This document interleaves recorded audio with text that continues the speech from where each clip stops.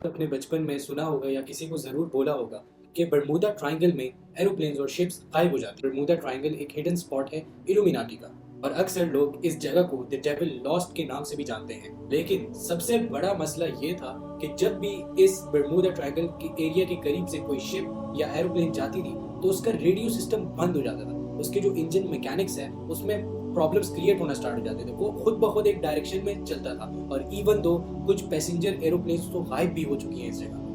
A mysterious place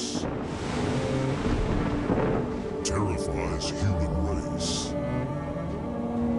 known as the Devil's Triangle. Leaves ships and planes entangled. Everything's falling off. Airships have gone missing, planes have gone missing. Decode secrets of this place, where the going gets tough, and the tough goes missing without a trace. Bermuda Triangle का लोगों को तब पता चला जब Wilson Garris ने article publish किया with the name the deadly Bermuda Triangle, जिसमें उन्होंने मेनली जो मेंशन किया था कि फ्लोरिडा के पास एक जगह है, स्पॉट है, जहाँ पे अजीब सी एक्टिविटीज होती है जो कि आज तक हमने नहीं देखी। और इस आर्टिकल के पब्लिश होने के बाद से आज तक इस एरिया को बर्मुदा ट्रायंगल से जाना जाता है। और हम सबकी लाइफ में हमने इसके बारे में ज़रूर सुना होगा या कभी रिसर्च भी किया होगा या कभी सोचा लाजमी होगा कि यहाँ पे क्या चीज़ है, यहाँ पे इल्यूमिनाटी तो नहीं है, यहाँ पे कोई मैग्नेटिक फोर्स है, क्या चीज़ है ऐसे जो कि वहाँ पे गई हुई चीज़ों को कंट्रोल कर देता है। 1988 में एक शिप, पैसेंजर शिप जिसका नाम एलन ऑस्टिन है, वो न्यूयॉर्क से आयरलैंड के लिए निकलता है। को अपनी डेस्टिनेशन पर जल्दी पहुंचना था, and after 3 days of travelling इसके जो कैप्टन ग्रिफिन होते हैं वो डिसाइड करते हैं कि हम एक शॉर्टकट वे अप्लाई करते हैं, and that shortcut way was going through the Bermuda Triangle. जैसे ये अपना सफर कंटिन्यू करते हैं और बर्मुदा ट्रायंगल के करीब पहुंचते हैं तो कैप्टन ग्रिफिन जो है वो बताते हैं कि एक वियर्ड सी छोटी सी शिप नजर आती है जो कि वियर्ड पैटर्न में मूव कर रही थी। या तो उसमें कोई होल हो सकता है या तो जो है वो जानबूझ के ऐसे कर रहे थे। तो उन्होंने क्या किया कि उन्होंने रेडियो सिग्नल पास किया, बट रेडियो सिग्नल पास होने पर भी किसी का रिस्पॉन्स सामने से नहीं आया। कैप्टन ग्रिफिन समेत उनके जो क्रू मेंबर्स थे वो सारे हद से ज्यादा परेशान हो गए थे कि क्या चीज है कि इस शिप को वियर्ड पैटर्न में मूव करवा रही है। Tried to communicate several times but सामने से हमारे पास कोई रिस्पॉन्स नहीं आता है। तो कैप्टन ग्रिफिन ने डिसाइड किया, अपने 3 से 4 क्रू मेंबर्स को अलग किया और उन्हें एक बोट दिया कि आप जाएं इस बोट के करीब और वहाँ पे देखें कि इस बोट में क्या ऐसी चीज़ है जो इसको इस पैटर्न में मूव करवा रही है। अगर पैसेंजर ही नहीं है, कोई रिस्पॉन्ड ही नहीं कर रहा, तो क्या चीज़ है फिर वहाँ पे, क्योंकि उनका कंसर्न ज़्यादा था टुवर्ड्स द टेररिस्ट एक्टिविटीज़, कोई टेररिस्ट एक्टिविटी ना हो रही। लेकिन क्रू मेंबर्स जब बोट के करीब पहुंच जाते हैं तो उनको एक भी बंदा नजर नहीं आता उस बोट में। और इवन तो जब उस बोट में स्टेप इन करते हैं, वहाँ पे पूरे बोट को एग्जामिन करते हैं, तो पूरे बोट में ना ही कहीं क्रैक ना ही कहीं कोई डैमेज था।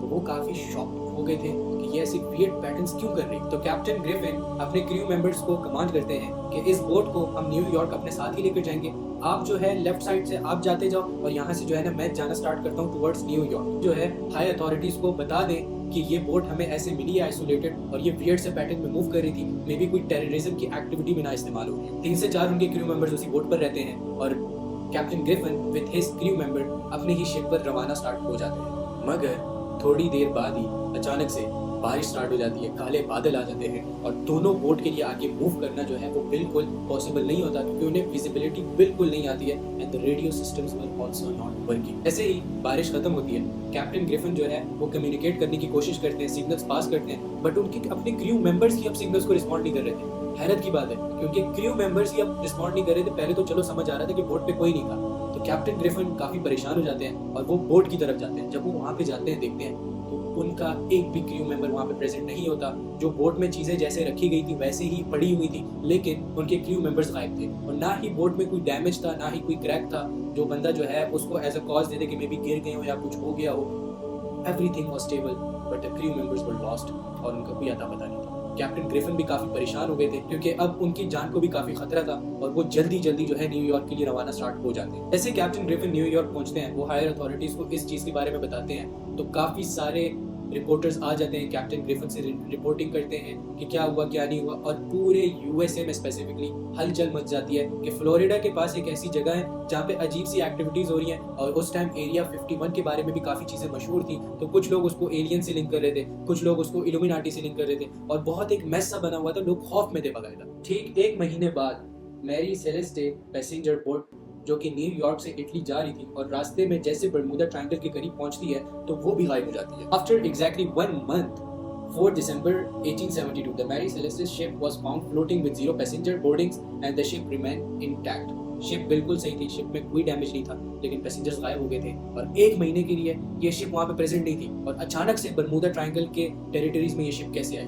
बहुत सारे लोग परेशान थे और खौफ का मंजर था उस टाइम। और कुछ सालों बाद 5 दिसंबर 1945 को 5 फाइटर नेविगेशन एरोप्लेन्स ट्रैवल करते हैं from Florida under the supervision of captain Charles. अभी हमारे पास पायलट्स थे, ये बेसिकली फ्रेश ग्रेजुएटेड पायलट्स थे जिनको बेसिकली ट्रेनिंग दी जा रही थी और इनका जो रूट बन रहा था it was from Florida to Chicken Rock to Grand Bahama और वापस to Florida. During the route इनको चिकन रॉक आइलैंड पर अपने सेट टारगेट्स पर बॉम्ब गिराना था, जो कि बेसिकली इनका मिशन था जिस पे ये ट्रेनीज निकले हुए थे। अब भी सेम चीज हो जाती है।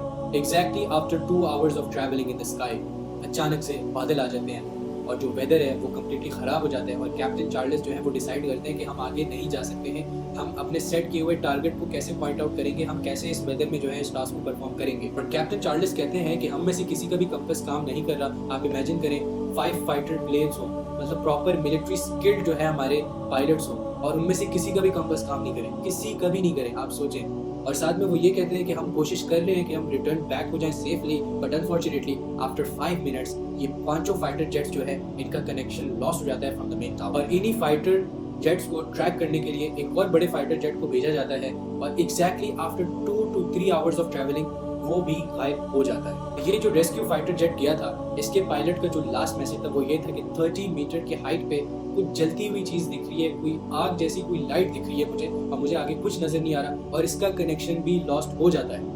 कोलंबस जब भी ट्रैवल करते थे तो उनके पास एक छोटी डायरी होती थी जिसमें वो हर सिनेरियो के बारे में लिखते थे, जो भी चीजें होती थी ड्यूरिंग द ट्रैवलिंग उसको वो नोट डाउन करते थे अपने पास। इनकी डायरी में ये भी लिखा है कि बरमूदा ट्रायंगल की टेरिटरी में उनका कंपास काम करना बंद कर गया था और उनको कैंडल की तरह एक रेड रोशनी जो है आसमान से गिरती हुई दिख रही थी। Bruce Cardone was the only person जो कि बरमूदा ट्रायंगल के थ्रू गए थे और वो सेफली वापस पहुंच गए थे। बट जैसे इन सब के साथ इंसिडेंट्स हुए वैसे उनके साथ भी खौफनाक इंसिडेंट हुआ, बट समहाउ ही मैनेज्ड और वो वहाँ से निकल गए थे क्योंकि he was one of the most skilled pilot at that time. Mostly travelling होती थी वो फ्लोरिडा टू बहामास डायरेक्ट होती, लेकिन एक बार इन्होंने भी अपनी रूट को थोड़ा चेंज किया, ये भी शॉर्टकट के चक्कर में पड़े और बरमूदा ट्रायंगल के ऊपर से ये जा रहे थे अराउंड अबाउट 10,000 फीट हाइट पर। बट आहिस्ता आहिस्ता सफ़ेद बादल आना स्टार्ट हो गए, विजिबिलिटी कम होना स्टार्ट होगी और फिर एकदम से एक पैच ऑफ ब्लैक क्लाउड्स जो है वो आए और ब्रूस को कुछ भी नजर नहीं आ रहा था। इवन दो उन्होंने कॉल सेंटर पे कहा कि मुझे सन तक नहीं दिख रहा, इतनी विजिबिलिटी खराब हो गई है, जब वो बरमूदा ट्रायंगल की टेरिटरी में एंटर हो गए थे। जाते जाते प्लेन के इलेक्ट्रिकल मैप्स एंड कंपास काम करना छोड़ गए थे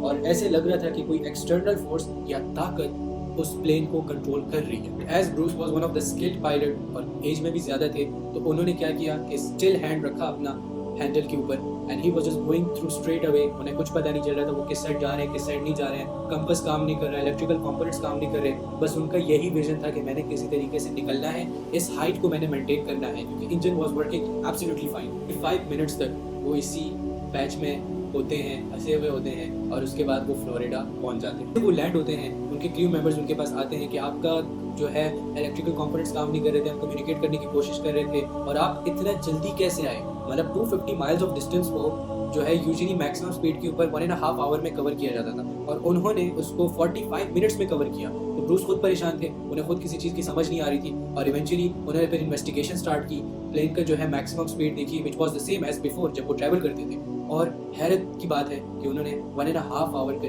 डिस्टेंस 45 मिनट्स में कैसे कवर किया। उन्होंने यही मेंशन किया कि मैं बरमूदा ट्रायंगल के ऊपर से आया पर distance was still the same, time जो है मतलब कम क्यों लगा मुझे। और ऐसे ही ये चीज़ भी एक मिस्ट्री रह गई थी क्योंकि उन्होंने अपना फ्यूल चेक किया, उन्होंने अपनी स्पीड चेक की, everything was the same as before, लेकिन उन्होंने इसको जल्दी कैसे ट्रैवल किया। और ऐसे ऐसे ही फिर बरमूदा ट्रायंगल के ऊपर बहुत सारी आर्टिकल्स, स्टोरी बुक्स, मूवीज़ जो है पब्लिश हुई हैं। अभी भी आप इंटरनेट पे सर्च करेंगे आपको बरमूदा ट्रायंगल के ऊपर बहुत ज़्यादा चीज़ें मिलेंगी और लिटरली आप उसको बहुत इंजॉय करेंगे क्योंकि अजीब अजीब सी एक्टिविटीज़ हुई हैं and it is the mystery. Japan के करीब में भी एक ऐसा एरिया है जो कि फिलीपीन से यामातास आइलैंड को कनेक्ट होता है और 1945 में A6MO फाइटर जेट का कम्युनिकेशन वहाँ पे लॉस्ट हो जाता है। इस ट्रायंगल को ड्रैगन ट्रायंगल का नेम भी दिया गया है। का ये कहना था कि स्काई से एक रेड कलर की कैंडल टाइप की लाइट जो है मुझे दिख रही है और मेरा कंट्रोल नहीं है जेट के ऊपर, ऐसे लग रहा है कोई एक्सटर्नल फोर्स जो है मेरे जेट को कंट्रोल कर रही है और उनका कनेक्शन लॉस्ट हो जाता है और वो आज की डेट तक नहीं मिल पाते हैं। काफ़ी सारे हज़ारों कैजुअलिटीज़